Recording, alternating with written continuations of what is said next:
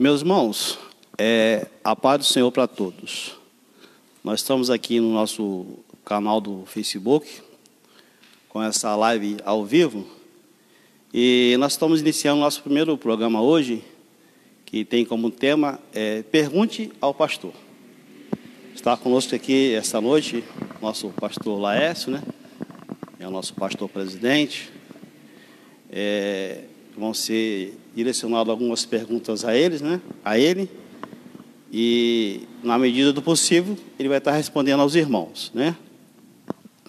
E eu quero dizer para os irmãos o seguinte: os irmãos mandaram muitas perguntas, né? Só que foi feita uma seleção das perguntas, porque, na realidade, não dá tempo de a gente estar respondendo tudo hoje, né? Porque são muitas, né? Então, na medida do possível, nas próximas semanas aí, os irmãos também vão mandando mais perguntas, né? E os irmãos aqui vão fazendo a seleção das perguntas e vão respondendo, né? Na realidade, essa live nossa aí vai ser uma semana sim, uma semana não. Nós estamos iniciando hoje, daqui a 15 dias vai ter uma outra live, né? E algumas perguntas são um pouco polêmicas, né, irmãos? Muitas perguntas polêmicas, né? Nós já analisamos aqui algumas perguntas dos irmãos. O pastor Leste está vindo aí preparado, né? Os irmãos também comentem depois aí no próprio Facebook, né? Algumas dúvidas também que ficar aí depois. Na medida do possível, a gente vai trazendo e vai respondendo até no próprio canal do Facebook, né? Interessante também os irmãos atentar para todos os detalhes, né? Todos os detalhes que vai ser falado aqui esta noite, né? Como nossa primeira vez aqui, nós estamos aí ao vivo, né? Se houver alguma falha aí, nos desculpe, né? Não tem como voltar atrás mais. Perguntou, respondeu, depois a gente vê o que a gente faz, né? Mas o pastor Laércio aqui está bem formado, bem gabaritado, né? Aqui não vai ser feita nenhuma resposta que vão deixar os irmãos espantados, né? Apenas, irmão, para a gente estar interagindo, né? A gente está nesse tempo de quarentena, né? Nós estamos aí sentindo falta dos irmãos, né? De estarmos juntos para louvar, para adorar, para bendizer ao nome santo do Senhor. E praticamente a maioria dos irmãos estão em casa, né? E nós sabemos que cada casa hoje é uma igreja, né, irmãos? Que você esteja esta noite antenado aí a essa primeira live aí, né? Junto com a sua família, né? Abra suas Bíblias, sente com ele na sala, na cozinha, fica aí tomando um café com a família, também faz muito bem estar junto com a sua família. E não esqueçam que você, na sua casa, você também é uma igreja, né? E mediante as perguntas que foram feitas aqui, aí no decorrer da semana, né? Eu gostaria de estar direcionando a nossa primeira pergunta ao nosso pastor Laércio, né? Essa nossa primeira pergunta, ela vem do nosso grupo jovem aqui da nossa igreja, né? Nosso grupo Shalom, né? Fizeram uma pergunta muito interessante, bem contemporânea, né? Bem atualizada, né? Alguns irmãos têm muitas dúvidas a respeito dessa pergunta, e o pastor Laércio aqui vai estar respondendo essa pergunta. Vamos lá. Primeira pergunta do nosso grupo jovem Shalom. Qual a maioria das contradições dos cristãos de hoje referente ao evangelho genuíno, né? Será que tem uma diferença, pastor, do evangelho antigo? Ou se tem algum evangelho antigo? Se ao longo da história desses 2000 anos de evangelho, se teve alguma mudança? Se há uns 30 anos atrás era melhor? Se hoje está melhor? O que piorou? O que melhorou? Qual a opinião do senhor referente a essa pergunta dos nossos jovens? Shalom. Boa noite, Robson. Paz do Senhor. Amém. Paz do Senhor aos irmãos que estão participando conosco. Sejam bem-vindos aqui à nossa primeira live Pergunte ao Pastor. É uma honra poder tê-los conosco. Voltando aqui à palavra de Paulo, né? A igreja que está em sua casa, como disse o Robson aí. Você é muito bem-vindo, Deus abençoe. E nós vamos procurar aqui responder as perguntas que estão sendo feitas aqui. Não estamos respondendo ao vivo, mas as perguntas estão sendo selecionadas, e aí a gente, ao longo dos programas que virão, a gente procuraremos responder essas perguntas aí na medida do possível. Mas vamos aqui à pergunta dos irmãos, que essa é a primeira pergunta, né, pastor Robson? Que tem alguma diferença, né? Qual a diferença, se existe alguma diferença, quais as contradições que existem entre os cristãos em relação ao evangelho genuíno. Isso. Muito bem. A primeira questão que nós precisamos saber é que, para saber se existe um evangelho falsificado, temos que ter certeza que há um evangelho genuíno. O apóstolo Paulo, ele ensina nas cartas aos Gálatas, dizendo assim que, mesmo que nós apóstolos, disse ele, ou mesmo um anjo vindo do céu, trouxer outro evangelho, seja anátema. Um outro evangelho, na palavra, que é um heteroevangelho, seria um evangelho contrário àquilo que Paulo estava ensinando. Então, o que nós extraímos disso? É que aquilo que foi falado na palavra de Deus, o evangelho que está escrito na palavra de Deus, ou seja, vamos pensar em toda a Bíblia Sagrada, ela é o evangelho genuíno, a verdadeira boa nova. Então, nós precisamos pensar, a partir desse pressuposto, a partir desse pensamento de que a Bíblia é a palavra verdadeira, inerrante, e que ela é a nossa regra de fé e prática, nós precisamos, a partir dela, pensar o que está sendo pregado na contemporaneidade, ou seja, no nosso tempo. E aí nós podemos linkar aqui alguns pensamentos, algumas contradições que está havendo entre os evangélicos no século XXI. A primeira contradição, nós podemos chamar de confissão positiva. A segunda contradição a gente pode chamar de evangelho triunfalista. Uma terceira contradição seria o evangelho da prosperidade. E para não abrir um leque muito grande, porque o leque é grande, uma quinta contradição seria chamada de teísmo aberto. É verdade. Então nós vamos tentar colocar para você como que funciona isso no meio do povo evangélico hoje. Então a primeira coisa que nós falamos aqui, que é a confissão positiva.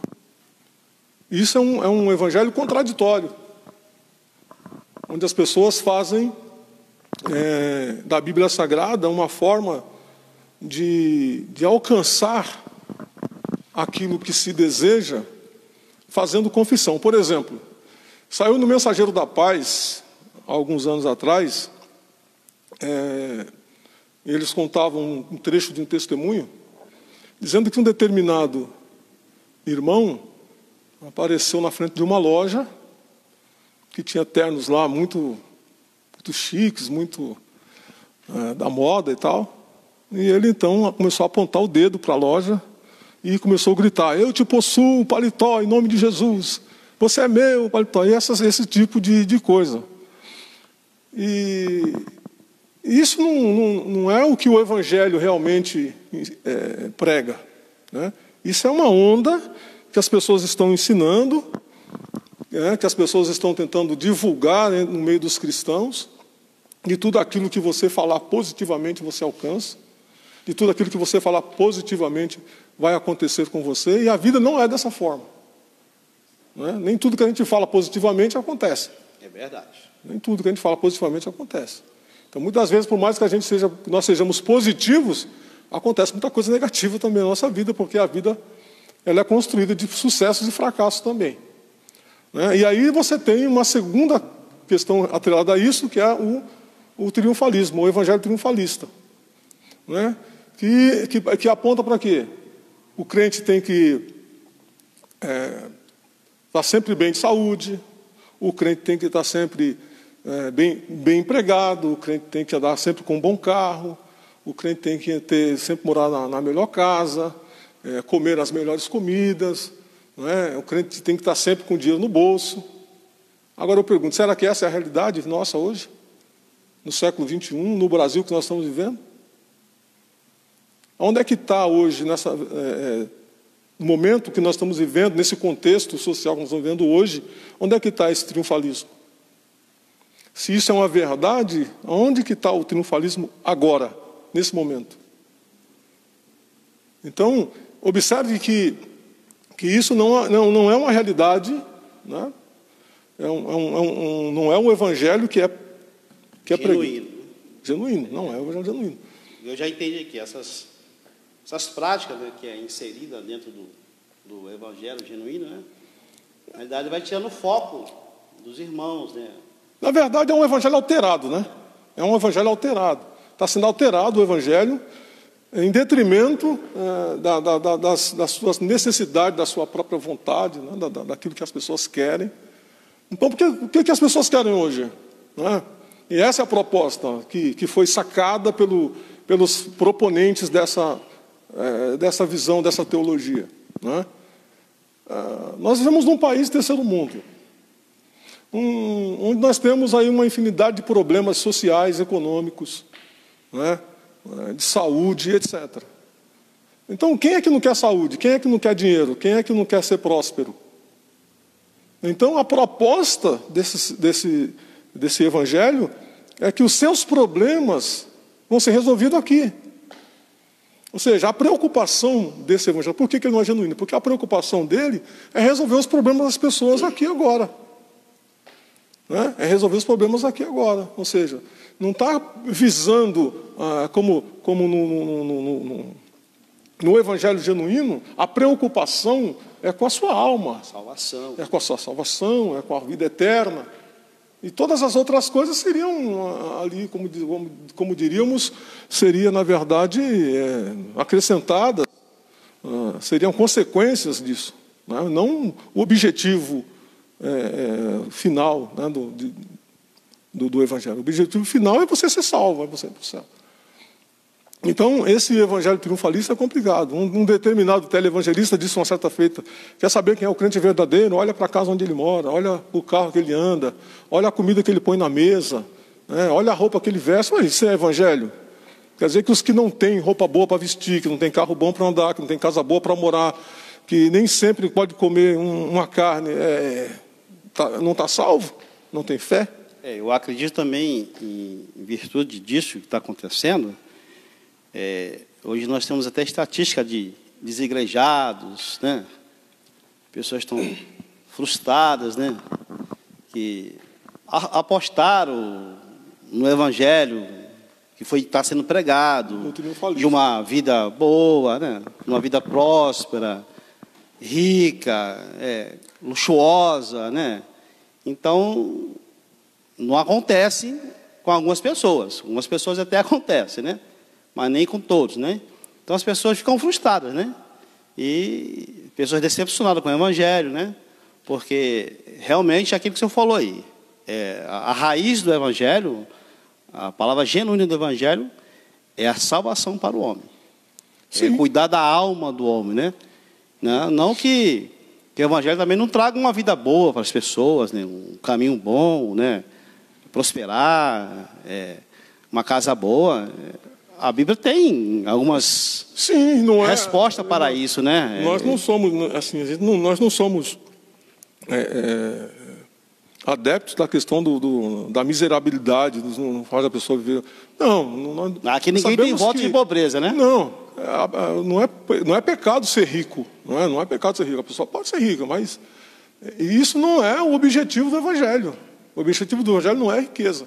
O evangelho do evangelho é salvação. Se a pessoa, por acaso, crer no evangelho, receber o evangelho, e o Senhor achar por bem de lhe dar também riqueza, ela deve abraçar isso como um dom de Deus. Amém. Não é? Como um dom de Deus, e saber usar isso de uma forma que não perca a sua alma. Não é? Porque as duas coisas, como disse o rei Agur, ele disse assim: não me des nem a riqueza para que eu não venha a esquecer de ti, e nem a pobreza para que eu venha se desviar. Me desviar. Então, há um equilíbrio nas coisas. O que ele está dizendo é o seguinte: Senhor, tu tem que ser para mim a única coisa mais importante da minha vida. Mais importante do que tudo da minha vida é o Senhor. Na riqueza, tu és minha fonte de alegria. Na pobreza, tu és a minha fonte de alegria. Então, é isso que nós precisamos entender. E, em contrapartida disso, aproveitando aqui para a gente encerrar essa pergunta, existe a questão do teísmo aberto. Outro problema. Que é um outro problema muito sério. Né? Que prega, que advoga que Deus é assim. Deus não é onisciente, né? E nem todo-poderoso. Porque a ideia do teísmo aberto é a seguinte: aquela pergunta clássica que se faz, né? Se Deus é todo-poderoso e bom, por que existe o mal? Então, se existe o mal, Deus é todo-poderoso e bom e não faz nada, então ele não é tão bom assim nem tão poderoso assim. Né? Agora, se Deus vê o mal, mas ele não é tão poderoso para fazer nada, ele até pode ser bom. Então é mais ou menos essa ideia que existe dentro do teísmo aberto. Ou seja, eles negam alguns dos atributos de Deus. A sua onisciência, dizem que Deus não sabe de todas as coisas, que Deus está evoluindo com o ser humano. Deus passa a saber as coisas à medida em que ele vai evoluindo com o ser humano. Né? É uma ideia evolucionista de Deus. E isso é uma complicação para o Evangelho. E tira os atributos de Deus, né? Você está fazendo com que a palavra de Deus seja violada praticamente. Né? Você está violando os atributos de Deus. Você está indo contra aquilo que a própria palavra de Deus ensina. E nessa contrapartida, se a pessoa verdadeiramente aceita essa ideia do teísmo aberto, automaticamente ela está tirando a autoridade da palavra de Deus. Então essas são as contradições que nós vemos hoje no mundo evangélico em relação ao evangelho genuíno. O evangelho genuíno prega a salvação. Mas também não é contra a pessoa ser rico.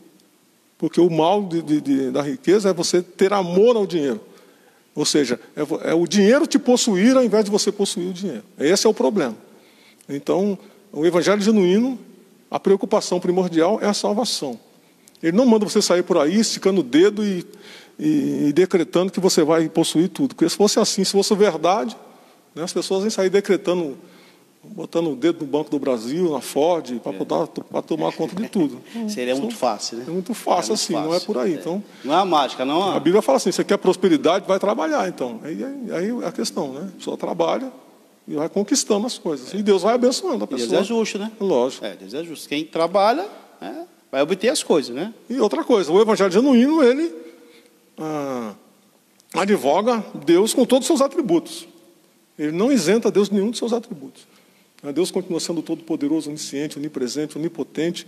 É a Bíblia como ela é. Então, Deus é o que ele diz ser na palavra de Deus. Esse é o evangelho genuíno. O restante é outro evangelho. É a crença do homem. É a crença.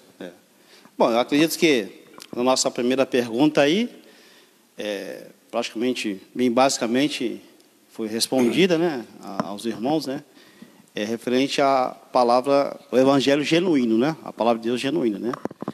E irmãos, aí depois, se tivermos mais alguma dúvida, vão lançando as perguntas aí no Facebook, que na medida do possível a gente vai respondendo. Vamos agora para a nossa segunda pergunta. Ainda ela é dos nossos jovens, né? Shalom. Pastor, a pergunta é o seguinte: a Bíblia... Chave, né? Será que ela tem resposta para tudo? Essa é uma pergunta chave. Os homens que escreveram ela, né, eram homens comuns, como a própria palavra diz. Será que eles erraram alguma coisa? Será que a Bíblia realmente tem resposta para tudo, né? Então, o pastor Laércio vai nos responder essa pergunta. Muito bem. Quando a gente faz a pergunta sobre a questão da inerrância da Bíblia Sagrada, a nossa resposta é positiva e direta. A Bíblia, sim, é inerrante. Amém. Agora, quando a gente faz essa afirmação da inerrância das Escrituras Sagradas, a gente tem um pensamento voltado para os chamados hagiógrafos, que sejam os primeiros livros que foram escritos, né, que são os originais da Bíblia Sagrada. Porque o que nós temos nas nossas mãos são versões. E versões de diversas versões, mais versões. Ou seja, os originais não existem mais hoje, né? Ninguém tem mais os originais, eles não existem em lugar nenhum. Eles se foram, se perderam, acabaram. Mas as versões dos originais que nós temos hoje, elas são bastante próximas, muito próximas desses originais. É tanto que, quando a gente pega o texto da Bíblia Sagrada, por exemplo, do Velho Testamento, nós temos as descobertas do Mar Morto, né, que foram feitas no final do século XX. E essas cópias antigas dos livros dos profetas quase não diferem em nada do que nós temos aqui, nessa nossa Bíblia de hoje. Então, tudo que a Bíblia diz em relação à teologia, à ciência, à vida cristã e à história, ela é verídica naquilo que ela diz. Por quê? Se nós desacreditarmos da Bíblia Sagrada, por exemplo, no quesito teológico, e se nós acharmos que ela não é inerrante no sentido teológico, nós acabamos tendo dúvidas concretas, dúvidas mesmo, em relação a Deus. Porque como que eu vou ter conhecimento de Deus, a não ser através da palavra, da Bíblia Sagrada? Então, tudo que a Bíblia diz a respeito de Deus é verdade. A questão histórica, por exemplo. Então, se a Bíblia não for inerrante, nós vamos ter problema com a história. Você é um historiador. Então, de toda a questão da história é verificada pelos fatos. E a comprobabilidade desses fatos, né? E, às vezes, tem coisas que não dá para a gente comprovar de forma empírica, ou seja, ir lá e testar. A gente tem documentos, tem uma série de coisas que vão ser analisadas, vão ser pesquisadas, para poder, então, chegar perto da... Arqueologia ajuda, arqueologia, antropologia, né? Enfim. E isso vai comprovar que a história é verdadeira. Então, muita coisa hoje, pela arqueologia, foi descoberta, né, comprovando que o que está na Bíblia é verdadeiro. Por exemplo, onde Jesus nasceu, em Belém, por exemplo, o governador, ou seja, o imperador da época que Jesus nasceu, que era Augusto César, da época de Jesus, quando ele foi crucificado, que era Tibério. Tudo isso é comprovado historicamente. Então, o que a Bíblia está falando historicamente é... Com fatos, né? Com fatos, é verdade. Com fatos, né? Da própria arqueologia, ela mostra, né, esses fatos que são verídicos, né? Tem muita coisa que a gente não tem como comprovar. Então, e isso que nos foge, né, da condição de ser provado, a gente tem que aceitar por fé. Então, eu acho que uma das maiores problemáticas da Bíblia, para as pessoas que crêem nela, essas questões dos fatos aí, da arqueologia, da antropologia, né? Nos ajuda, né? Tem materialidade das coisas, né? A questão mais espirituais, né? Quando se fala no céu, quando se fala no inferno, quando se fala na alma, como se fala no espírito, nos atributos de Deus, como nós falamos, provar, assim, tentar provar que realmente existe um Deus, que está tudo controle nas suas mãos, Deus controla a terra, né? Enfim, acho que os maiores questionamentos do ser humano, eu acho que pende mais nessa parte aí, porque a gente não vai ter materialidade.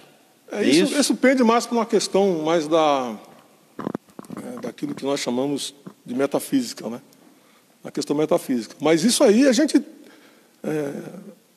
consegue observar isso a partir da própria natureza, né? Das leis que existem, que são tão interessantes quanto, né, o que nós temos visto. Por exemplo, a própria palavra de Deus, né, ela deixa muito claro isso.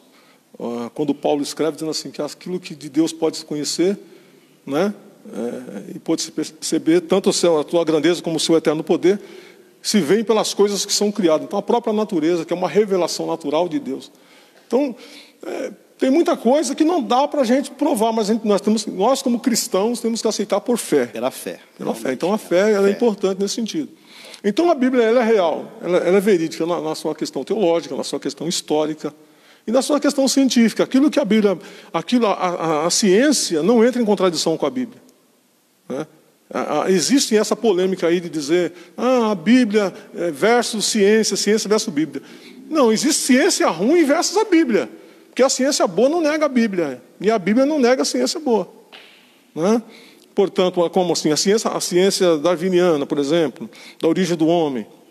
Olha, tem que ter mais fé para acreditar no que eles dizem do que para acreditar na Bíblia. Né? Tem até um livro do Norman Guide chamado Não Tenho Fé Suficiente para Ser Ateu. Porque para ser ateu tem que ter fé, muita fé. Esse aí é tema interessante, né? Então é isso, mas a Bíblia é inerrante, sim, naquilo que ela diz, né? Tanto na sua questão teológica, histórica, científica e também de vida prática cristã.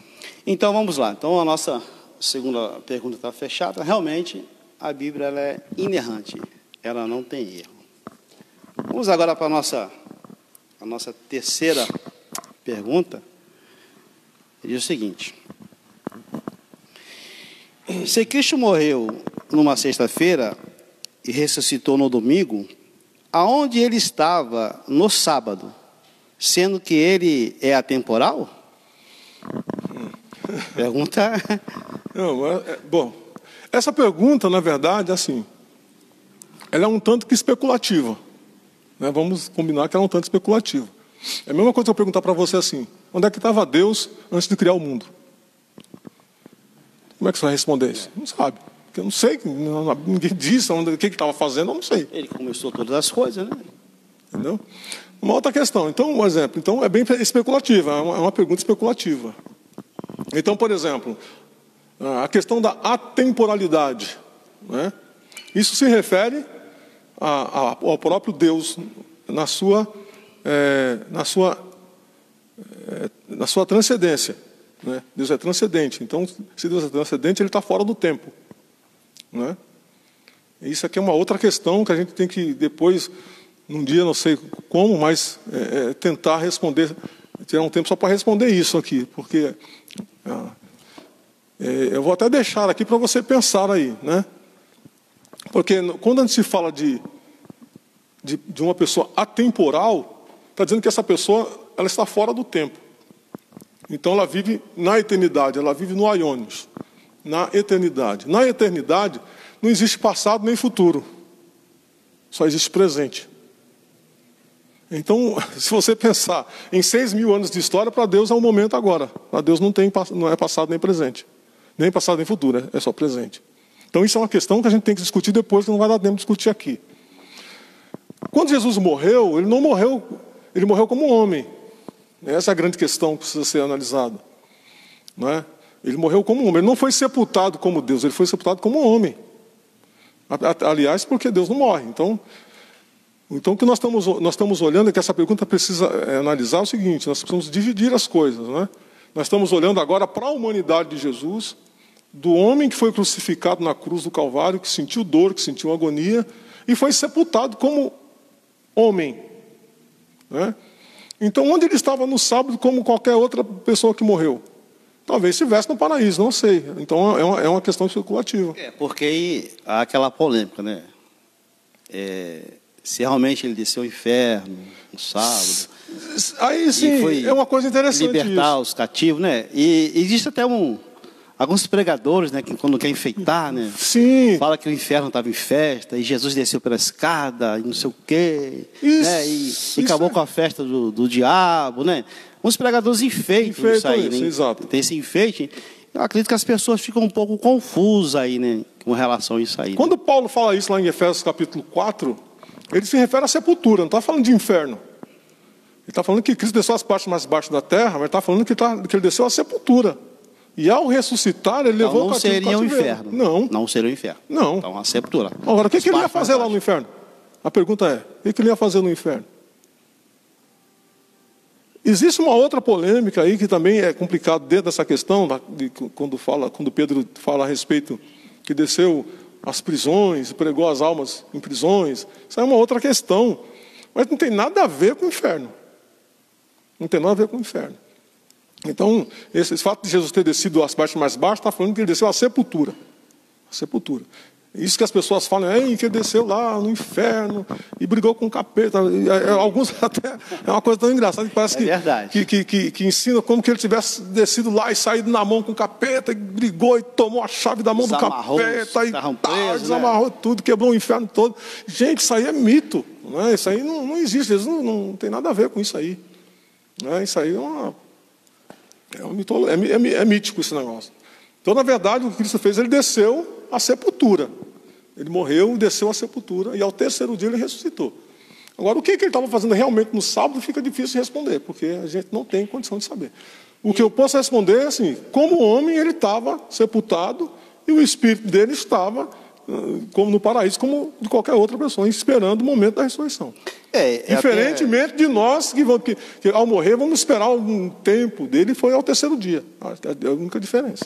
E tem até um versículo também um pouco polêmico, em Lucas, capítulo 23, verso 43, que quando Jesus morreu, tinha dois ladrões, um à sua direita e outro à sua esquerda. Né? Nós conhecemos o contexto do que aconteceu, né? E Lucas 43 diz assim, e disse Jesus, em verdade eu te digo, que hoje mesmo estarás comigo no paraíso. Então onde é que ele estava? Onde que ele... o que nós acabamos de dizer aqui. Hoje mesmo estarás comigo no paraíso. Então ele estava onde? No paraíso, como qualquer outra pessoa que tivesse morrido. E ao terceiro dia ele ressuscitou. Né? Agora, como Deus, realmente ele é atemporal. Né? Como Deus é atemporal. Assim como o Pai e o Espírito Santo. Né? Eles estão fora do tempo, até porque o tempo só existe porque Deus o criou. Né? Isso é uma questão... Ele é o dono do tempo. Né? Então, o tempo passou a existir a partir do momento que ele criou. Ele criou o tempo. Então, o nosso tempo aqui é meses, dias, anos, décadas, e etc. Precisamos desse relógio, né? Desse reloginho aí do nosso Cronos, isso, né? Tem um aqui à minha frente. Mas lá na eternidade é o Aionios, ou seja, a eternidade para Deus é um eterno presente. Porque a gente também for ligar Deus a tempo, aí não seria Deus, né? Porque ele estaria limitado a tempo. Né? A tempo. A tempo, né? E Deus não está limitado a tempo. Por isso que ele é Deus, né? Exatamente. Então, vamos lá. Acho que essa terceira a gente já respondeu também. Vamos para a nossa quarta, porque o tempo que é o nosso não espera, né? Nós somos limitados a esse tempo. Nosso Cronos não espera. Não espera, né? Bom, a nossa quarta pergunta é a seguinte. Tem uma perguntinha bem polêmica também, né? Que diz o seguinte, pergunta o seguinte. Quem eram os Belaluim e os Nefilins? Houve uma hibridização dos homens? Está baseado lá no livro de Gênesis, capítulo 6, né? Essa é uma polêmica milenar. Uma polêmica, né? Quem eram esses homens, esses gigantes? A questão do Bnei Elohim, com eles, né? Essa questão do Bnei Elohim e os Nefilins, né? É bom até ler o texto, né?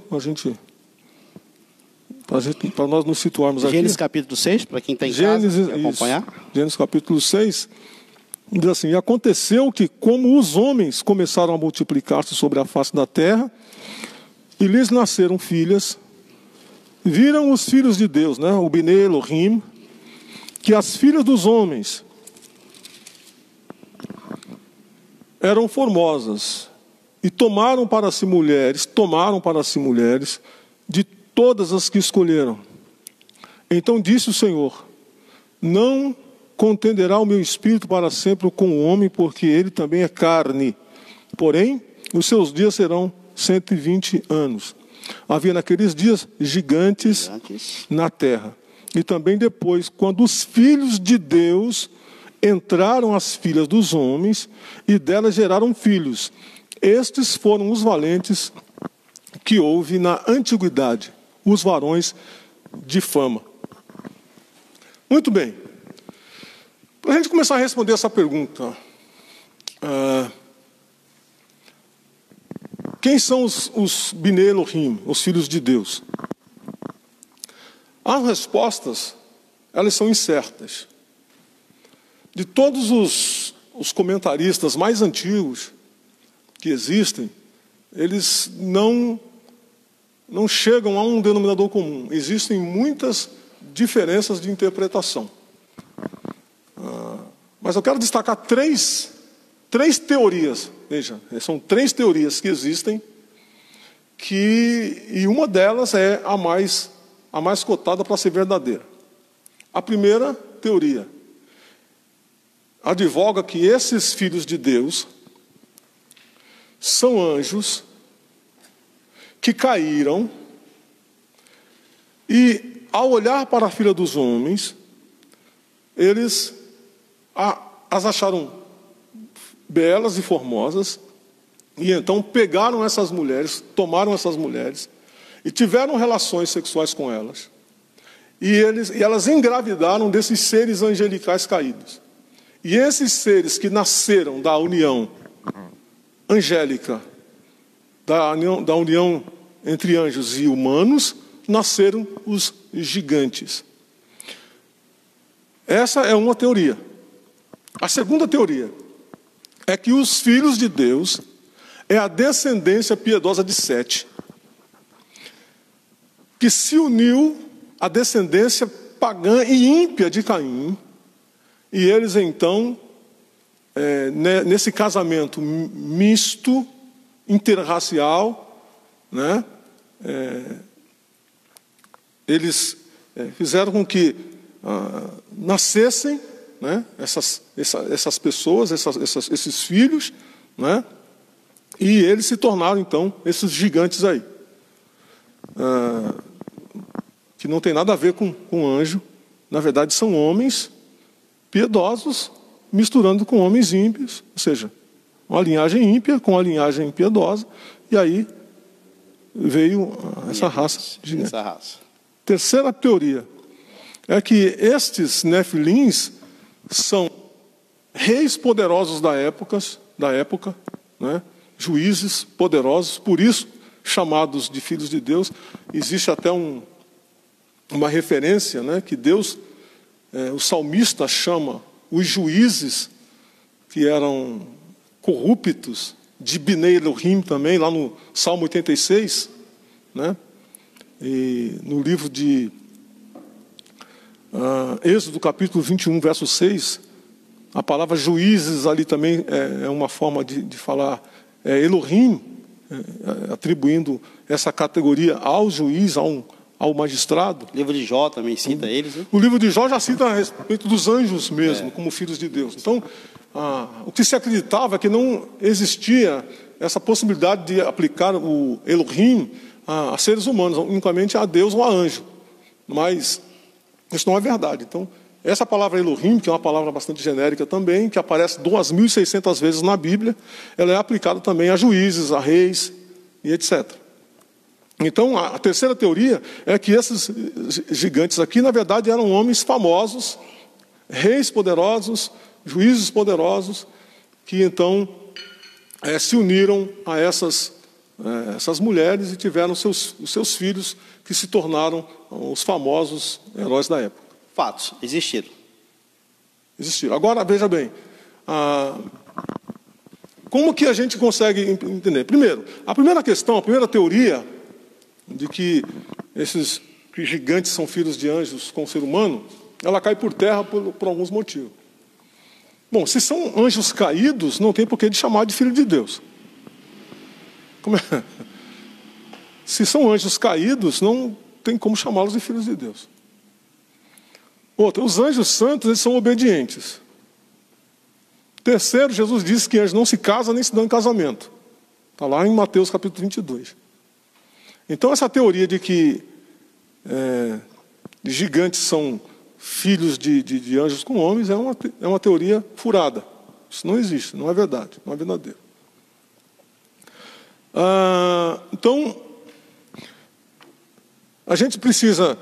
uma outra coisa também que me vem à memória que Atos capítulo 17, 26, gostaria que você lesse aí. Atos 17, 26. 17, 26.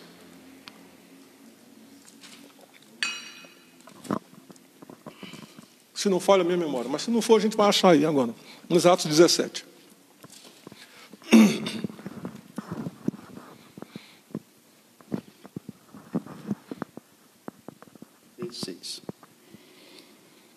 E de um só fez toda a geração, e dos homens para habitar sobre toda a face da terra, determinando aos tempos dantes ordenados e os limites da sua habitação. Então observe que o texto está dizendo, de um só fez toda a geração humana.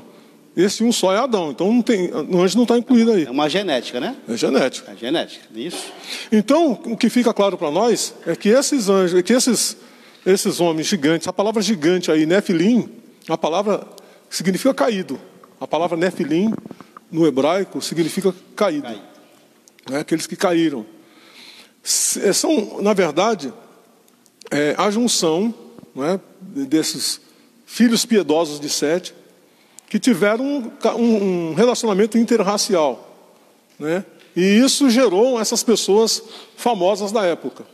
Provavelmente não sejam nem gigantes. Essa palavra gigante é uma forma de dizer que eles eram poderosos, que eles eram pessoas grandes em força, grandes em poder. Era apenas uma espécie de se referir à grandeza, à capacidade deles de poder e também à violência deles. Eram pessoas extremamente violentas. É tanto que quando diz assim, que eles tomaram, né, para si mulheres e tal. Esses filhos de Deus aí, pode ser sim a linhagem de Sete. Agora, no meu caso, na minha maneira de ver, eu acredito que esses filhos de Deus são esses reis poderosos da época. Esses camaradas da época que eram poderosos, que eram grandes, no sentido de poder, no sentido de força, né? E eles tomaram essas mulheres. A palavra tomar aí significa na forma de violência. Ou seja, foi um ato violento. Eles pegaram, subjugaram, tiveram relações com elas, filhos. E aí tiveram filhos, e esses filhos se tornaram os heróis da época, os poderosos da época. É o que diz o texto, né? Se tornaram os heróis da época. Uma pergunta dentro dessa, pastor. Isso tudo aconteceu antes do dilúvio, né? Do dilúvio. Você entende-se que com o dilúvio eles morreram. Sim. Né? Será que também Deus, vamos dizer assim, não deixou, sei lá, que eles entrassem na arca para uma mudança genética no ser humano? Será que ia influenciar? Por exemplo, teve o dilúvio, eles morreram, entraram na arca Noé, sua esposa, seus 3 filhos com suas 3 noras. Daí saímos nós. Será que se eles tivessem misturado, ser casado mais à frente, ter tido mais filhos, não havia uma mudança genética na raça humana? Não. Tem essa pergunta, né? Também, tem, mas não existe, não existe. Porque, na verdade, gigantes aqui é uma forma de falar de homens poderosos. De homens poderosos em força, né, em influência, né, que subjugavam os mais fracos. É esse tipo de gigante que está falando aqui. Não está falando no sentido de estatura, de grande. Porque essa interpretação ela é bem mitológica. Porque tem ela, né? Ela é bem mitológica. Né? É tanto porque, se os anjos pecaram com as mulheres, por que Deus castigou os homens? Se foram os anjos que pecaram, fizeram as mulheres pecar, e isso fez com que a raça fosse submetida ao juízo do dilúvio, por que Deus castigou os homens ao invés de castigar os anjos? É porque tem algumas perguntas lá na frente, no dia de Davi, tinha algum gigante. Então observe que dizem que eles são descendentes deles, não, então eles sobreviveram ao dilúvio. Né? Aí talvez sobreviveram ao dilúvio, então há essas polêmicas aí, né? Então, se isso for verdade, eles sobreviveram ao dilúvio, mas a Bíblia diz que só sobreviveu Noé e sua família. Então não tem como ter nenhum gigante sobrevivido nessa. E a Bíblia, como não então, isso, na verdade, essa questão dos homens de grande estatura que a gente vê posteriormente, como Reog, como Golias, como Isbibenob, isso aí eu acredito que são acidentes genéticos. Genético, né? É questão genética. Ela nasceu um acidente. Não existe nenhum hibridismo humano nesse sentido. Assim como nós temos hoje na Coreia, um camarada, não sei se morreu ainda, se está vivo, mas ele era um parente do Golias, praticamente, porque o camarada tinha quase 2,60 m. Aqui no próprio Brasil tem também, né? Entendeu? Então, esse gigantismo aí de altura, né? Pode ser uma doença. Uma deformação genética. Uma deformação genética. Então. Bom, acho que essa pergunta também está respondida. O nosso tempo está correndo, né? Nós temos poucos minutos aí. Agora vamos para a nossa penúltima pergunta, a nossa quinta pergunta, que ela vem das nossas irmãs do Rosa de Sarão, né? Fizeram uma pergunta bem pertinente ao que vem acontecendo, né? As pessoas estão com muita dúvida desse vírus que está aí assolando o mundo nessa pandemia, né? E a pergunta das nossas irmãs é a seguinte, né?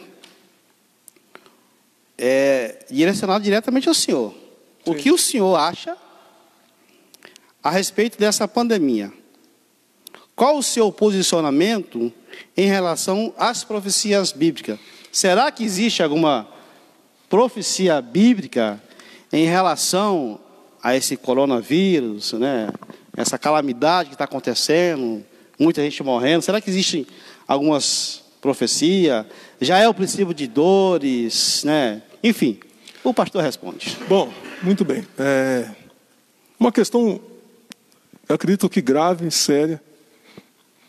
A minha postura, em primeiro lugar, eu vou responder a minha postura em relação a isso. Sim. Em relação às profecias bíblicas. A minha postura, eu defendo o seguinte, que nós precisamos nos voltar para a palavra de Deus. Jesus, ele nos ensina, no Evangelho, que pragas, terremotos, fome, perturbação das nações, como quando ele fala do bramido das ondas e dos mares, as potências do céu caindo, ele está se referindo a poderes políticos das nações. Então, as pragas, as doenças, tudo isso, na verdade, são sinais de que Jesus está às portas, são sinais da volta de Jesus. Então, essas coisas devem acontecer e vão acontecer. E cada dia mais vai acontecer coisas mais complicadas e mais difíceis na face da terra. Então nós precisamos ficar com a palavra de Deus e não ficarmos surpresos com isso. Não ficarmos surpresos com isso, porque isso, para quem estuda a palavra de Deus, sabe que isso deve acontecer, vai acontecer e vai continuar acontecendo. Isso é um fato. Então essa é a minha postura. É ficar com as escrituras sagradas, né? E aguardar o desfecho final. A qualquer momento, Jesus pode voltar. Então, a gente tem que estar pronto, esperando Jesus. Segunda questão, em relação à pandemia, nós precisamos entender que é um vírus, não é? Científico. É um vírus, prova, né? Que está assolando, e a gente está muito assustado, todo mundo está muito assustado, mas isso aí, quero deixar claro que também tem um pouquinho do dedo da mídia nisso aí, para poder alarmar a humanidade também. Alguém tem interesse em tem os seus interesses políticos, não é? Nisso aí, e as pessoas estão se aproveitando desse problema, porque nós tivemos H1N1, que ainda hoje mata mais do que o Covid-19, o influenza, que é o vírus espanhol, né? O chikungunya, o zika, né? A febre amarela, e ninguém estava andando de máscara por aí, e nem estava andando se ungindo com álcool gel, por causa desses problemas. As pessoas estavam levando a vida normal. Então, eu acredito que tem aí um dedo da mídia, tem lá os seus interesses políticos, e etc. Mas isso não vem ao caso agora a gente entrar nesses méritos. Mas que tem. E nós, como cristãos, obviamente, nós vamos obedecer às nossas autoridades constituídas, que eles mandaram ficar em casa. E eu acredito que, na medida do possível, né, porque se ficar em casa também tem um problema, viu, Robson? Porque se todo mundo ficar em casa, o Brasil vai parar também. E as pessoas não vão morrer de vírus, vão morrer de fome. Porque se para o comércio, imagine se todo mundo parar. Como é que você vai fazer? Se mesmo o mercado fecha, a padaria, a farmácia. Ou seja, se é para fechar todo mundo. Então, esse negócio do fica em casa funciona para bem para os ricos, porque tem dinheiro à vontade para ficar 5 anos fechado dentro de casa sem precisar sair de casa. Mas para o pobre, isso é problemático. Entendeu? Porque o pobre, se ficar em casa, vai comer o quê? Tem que trabalhar. Quem vai trazer comida para ele? Então tem problema aí. Aí começa por aí. Então, a gente tem que tomar cuidado também para não ficar fomentando uma coisa que às vezes a gente não sabe o fundo disso aí tudo aí. E uma outra coisa relacionada a isso é que tem feito com que muitas pessoas, vamos falar do meio evangélico, né, impressionadas com o problema, começam a gerar profecias. Já não chega o problema que todo mundo está vivendo, já não chega o pandemônio que todo mundo está vivendo. Ainda vem esses profetas de fundo de quintal, entendeu? Colocar mais pânico na cabeça das pessoas. Teve um aí que estava falando, tem que comprar um monte de vela branca e botar vela branca na porta de casa. Tem que vai colocar a galinha, vai colocar a farofa também, porque é só o que falta. Então, vai ficar 7 dias no escuro, outro vai ficar 3 dias no escuro, e começa a aumentar as coisas. Então, gente, não vamos entrar em pânico por causa desses negócios. Essas profecias não têm apoio nem respaldo bíblico. Tudo que está acontecendo é que já está na palavra de Deus, e nós não estamos interessados em nenhuma profecia que vem falar o que já está escrito. Então, meu posicionamento é, a gente tem que ficar com a palavra de Deus, com a palavra de Deus. Então, nela, podemos dizer que é um apontamento já para o arrebatamento da igreja? Eu creio que sim, são sinais. Sinal. Assim como os terremotos, os maremotos, a perturbação das nações, o problema das bolsas que caem e descem, os homens estão tudo preocupados. Tudo isso é sinal dos tempos. Né? Os terremotos, os maremotos, os tsunamis que têm acontecido nos últimos anos, os tremores de terra que tem havido, tudo isso são sinais, né?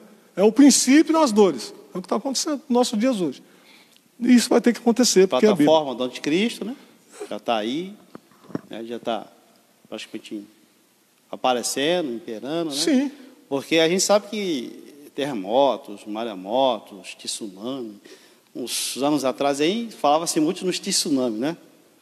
É claro que acontece em algumas regiões, mas no caso desse vírus aí, em todo o continente. Começou lá pelos países da Ásia, né? Começou na China, para a Europa, nos continentes americanos, né? América do Norte, América Central, América do Sul, né? que é nosso, o Brasil, e não tem mais para onde ele ir. Viu, Robson? Não sei para onde ele vai agora. Segundo, né? Eu fiquei sabendo de algumas fontes aí, é que a China já havia avisado desse vírus em dezembro de 2019. Em janeiro, a gente já tinha conhecimento desse vírus. E por que ninguém mandou ninguém estabilizar, se preparar, né? Se preparar, fazer quarentena. Mas esperaram para passar carnaval, as coisas. Porque... Interesses financeiros. Então tem interesse. Né? Então, gente, eu acho que o que está em risco aqui é a vida humana. Então, eu acho o seguinte: se deve fazer isolamento? Sim, deve fazer, deve obedecer, deve fazer, colocar o álcool, gel, não sei o quê. Não. Tudo isso é interessante fazer, mas a gente também não pode levar isso sem perceber o que está por detrás de tudo isso, o que está lá no fundo de tudo isso. Então, como cristãos, nós precisamos ser sensatos, ser coerentes, né? E também precisamos ter equilíbrio, acima de tudo, firmeza na palavra de Deus. Quando eu converso com algumas pessoas referente a isso aí, a gente tem que olhar se a todo mundo está acontecendo, em todos os continentes, né? Minha opinião, né? O Brasil ainda existe uma igreja que clama. Vamos orar, né? O Brasil ainda existe uma igreja que ora, que busca Deus, que busca um clamor. Você na sua casa uma igreja. Amém? Sim. Bom, o nosso tempo está correndo. Já acabou. Vamos para a nossa sexta e última pergunta. O pastor vai ter que dar um resumão aí. Isso aí vai ser a última. Uma pergunta bem É bem conhecida. Pastor, a nossa sexta pergunta, ela veio dos nossos irmãos do Facebook, né? Que nos acompanha aí. Nós agradecemos a vocês aí que têm nos acompanhado no Facebook, né? E os nossos irmãos ali fizeram uma seleção nas perguntas, mas continue mandando as suas perguntas, que sempre vai ter uma pergunta de vocês, tá? A sexta pergunta e a última é o seguinte: o que é unção? E o que significa ungido? Unção. No Antigo Testamento era ungir com óleo. No Novo Testamento também existe a questão de ungir com óleo. Então se ungia no Antigo Testamento profetas, reis e sacerdotes. Essa unção era a capacitação para o serviço, para o trabalho. Era a capacitação para o trabalho de profeta, era a capacitação para o trabalho de sacerdote, a capacitação para o exercício do monarcado. Então, e ungia-se lá, obviamente, com óleo. Pegava-se o óleo e derramava na cabeça da pessoa, né? Então, um ungido é uma pessoa separada para um serviço. Então, tentamos responder as duas coisas. Unção é capacitação para o trabalho. E ungido é aquele que foi separado para esse determinado serviço específico. No Novo Testamento,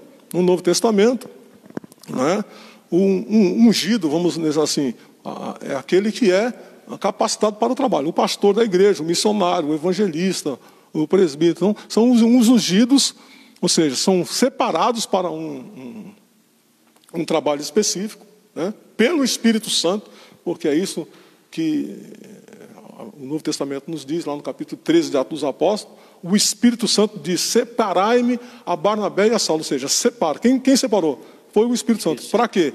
Para trabalho para os gentios. Então, unção é a capacitação para um trabalho específico. E ungido é aquele que foi separado para esse trabalho. Porque realmente há uma grande confusão, né? As pessoas pegam até as práticas ainda do Antigo Testamento.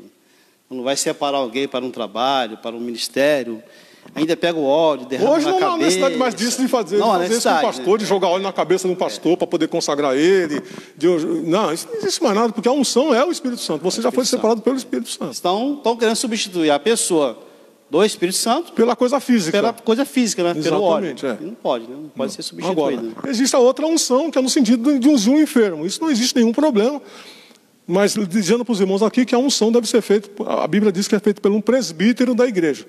É o que está escrito na Bíblia. Por um presbítero da igreja, que vai ungir com óleo o doente para que ele possa ser curado.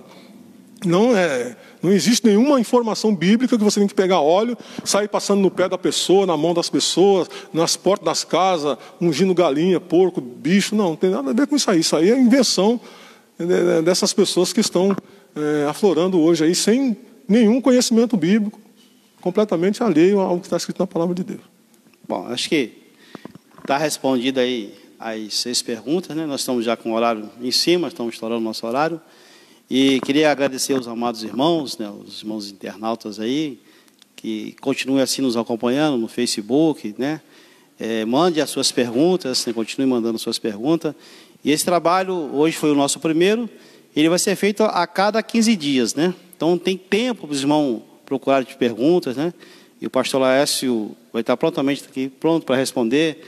Vamos ver se nas outras próximas terça-feira a gente traz mais alguém aqui também para assim nos ajudar e esclarecer aos irmãos, tá bom? Meus irmãos, Deus abençoe, que o Espírito Santo de Deus possa falar em cada coração esta noite. Uma boa noite para todos. O pastor quer fazer uma consideração final? Querido, muito obrigado a todos, Deus abençoe, obrigado pela participação.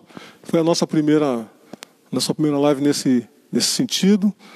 Na próxima, como disse aqui o pastor Robson, vamos trazer outras pessoas também para debater conosco aqui. E será uma honra ter você com a gente. Deus te abençoe, que o Espírito Santo possa fazer resplandecer sobre você a luz dele, para que todas as bênçãos te alcancem para a glória de Deus. Deus abençoe. Até a próxima.